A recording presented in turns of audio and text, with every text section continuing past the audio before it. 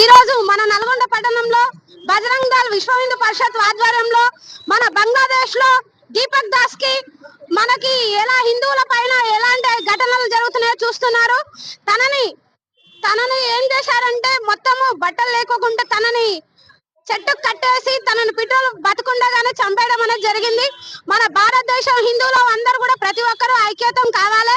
ఎందుకంటే ఈ రోజు బంగ్లాదేశంలో జరగడమే కాదు, మన భారతదేశంలో ఉన్న హిందువులకు కూడా ఇలాంటి ఘటనలు చాలా జరిగాయి. మన హిందూ సోదరులందరూ ప్రతి ఒక్కరు స్పందించాలని కోరుకుంటూ మన హిందువులు, మన నల్గొండ విశ్వ హిందూ పరిషత్ బజరంగ్ దళ్ కార్యకర్తలు అలాగే హిందువులందరూ కూడా ఈ రోజు ఈ ర్యాలీ అనేది చేయడం జరుగుతుంది. అలాగే దీపక్ దాస్ కి మా అందరి సందర్భంగా నివాళులు ఘటించడం అనేది జరిగింది.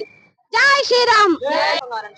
ఈ రోజు మన హిందువులు అనేది ఇంట్లో ఉండి పూజలే చేయడమే కాదు, బయట మన హిందువుల పైన ఎన్ని ఘోరాలు జరుగుతున్నాయి అనేది వచ్చి ఒక్కసారి చూడండి. మన ఇంటికి గణపతి దాకా రాలేదని ఈ రోజు అనుకుంటున్నాము, ఏ రోజు ఒక రోజు మన ఇంటి దాకా వస్తుంది. అందుకని ప్రతి ఒక్క హిందువు కూడా ఈ బయటకి రావాలని కోరుకుంటూ జై శ్రీరామ్.